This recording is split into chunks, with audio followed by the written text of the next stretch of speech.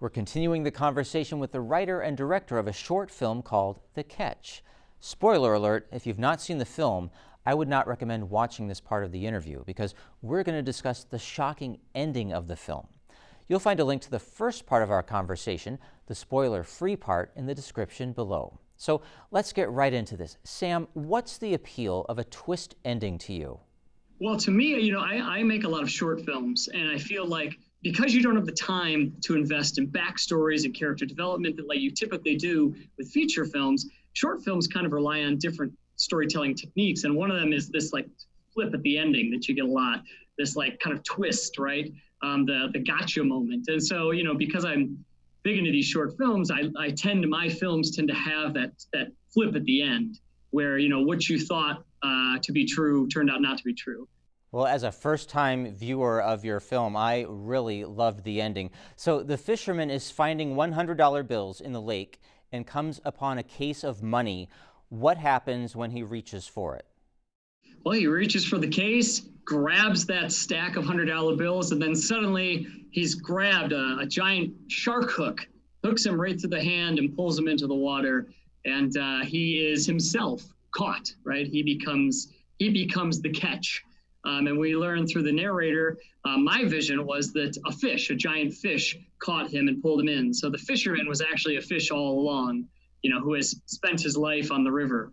And kind of that kind of flipperoo that you get at the end that I kind of enjoyed. But people interpret the ending different ways. Other people interpret it as, another fisherman catching him or God catching him. There's a lot of interpretations I've heard, which is good. I don't mind. Whatever people want to take away from it works for me. Yeah, I didn't necessarily think it was a fish. I thought definitely it was some entity that was smarter than the fisherman that we were watching in the film. Yeah, you're right. And you shared that with me. And I like that. Again, my original vision was that it was a big fish.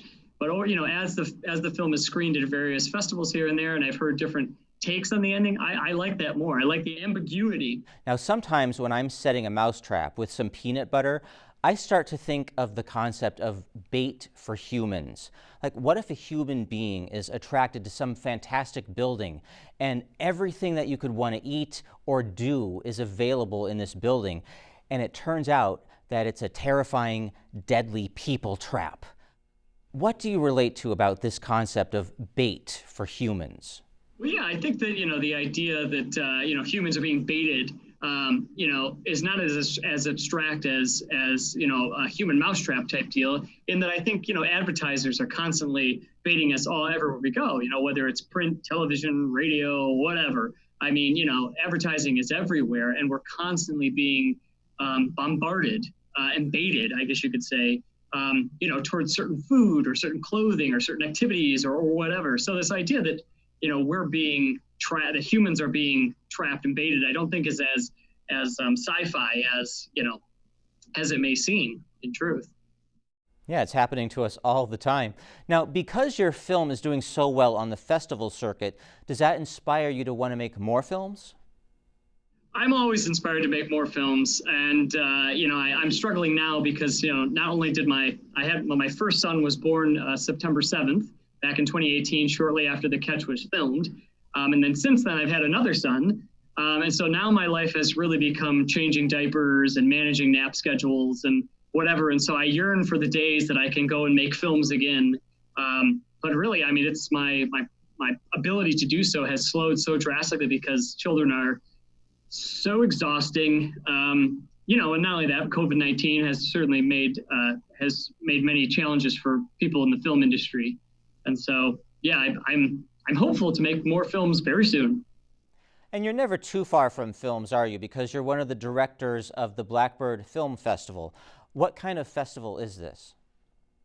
The Blackbird Film Festival, we're planning out the 7th year right now in 2021. It's a festival mostly for short films, so it's very similar to The Catch. I enjoy short films. I enjoy making them. I enjoy watching them. I think it's a genre that, for the most part, people don't typically associate. Everybody, for the most part, thinks, films, and they think of feature length sitting in a theater. That obviously is changing very drastically now, with streaming content and all of that. So short films are not as abstract. But Blackbird focuses on short films. We screen about, 80 to 100 short films every year at our festival in Cortland, New York.